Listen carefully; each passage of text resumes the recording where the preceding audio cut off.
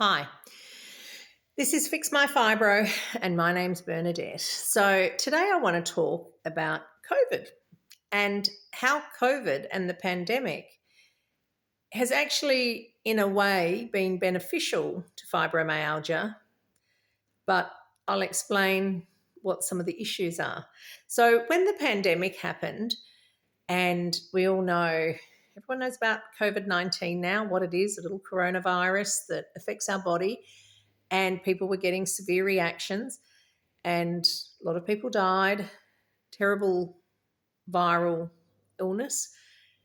But what's come out of COVID after about 8 to 10 months after it first started, it was starting to get reported that there was another condition called long COVID where people just never recovered. About 10% of the 10% that got really severe COVID, so the really severe hospitalised patients that actually didn't succumb to the illness and survived, they then, 10% of those would end up, well, it's an approximate of 10% of those, would end up with really severe, long-lasting, life-changing symptoms. Severe fatigue, severe pain. When I first heard long COVID symptoms, I had a little giggle to myself and I went, oh, gee, that sounds familiar. I know that illness. That's great. I said, oh, wow, finally, there's so much research money being pumped into COVID research. Wow, we're actually going to get some better treatments out of fibromyalgia. This is going to be amazing. Well, it hasn't happened yet because what has happened is, yes, the researchers have identified that there is a link to long COVID and the similarity to chronic fatigue syndrome, but they haven't said anything about fibromyalgia. And I'm going to tell you why. They haven't said anything about fibromyalgia because we also have this purine metabolism disorder. And they don't understand that. No one's characterized it. I've characterized it. I wrote a book about it. I've been living a low purine diet that has made a huge difference.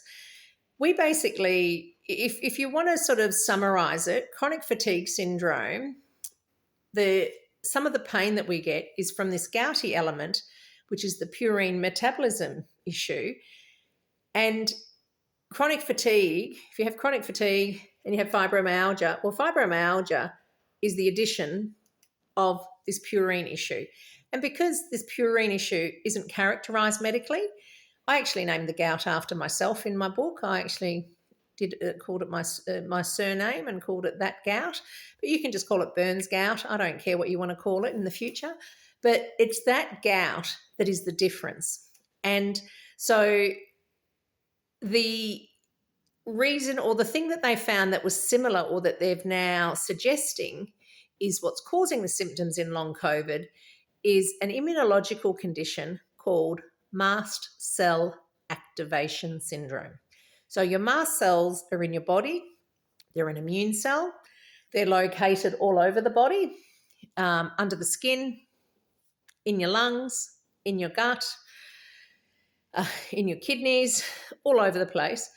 And what happens is whenever you have anything foreign that you breathe in, you ingest, if that is too foreign and not recognized by the body, your immune system elicits a response. And that's what happens when you get a respiratory illness, any sort of thing, even stresses, your immune system heightens up. And it's because these mast cells pop open, and it's called mast cell degranulation. And in people with MCAS, the mast cells degranulate way too easily on their own from really basic stresses.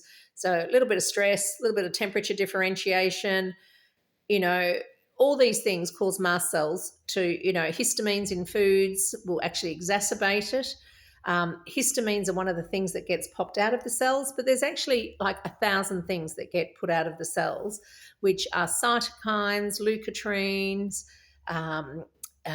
what's the one starting with P? Not prostaglandins. I think it is prostaglandins.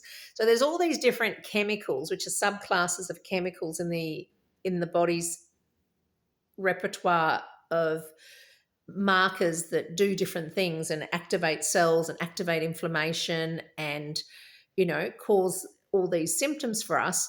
So It's now known through long COVID that it's potentially a mast cell activation syndrome. They're suggesting that that's similar in chronic fatigue syndrome, but no one's talking about fibromyalgia. Well, you're not talking about it because you haven't figured out the link with the purine issue. If you segment the MCAS from the purine disorder that I've spoken about, you get the full presentation of fibromyalgia. So, and yeah, so that's part of it. And I hope that wasn't too confusing, but that is the issue, or that is something that COVID has kind of helped us in a way. It's actually got an immunologist on the page now for chronic fatigue syndrome. So hopefully soon they'll make the link to the immunological aspects of fibromyalgia.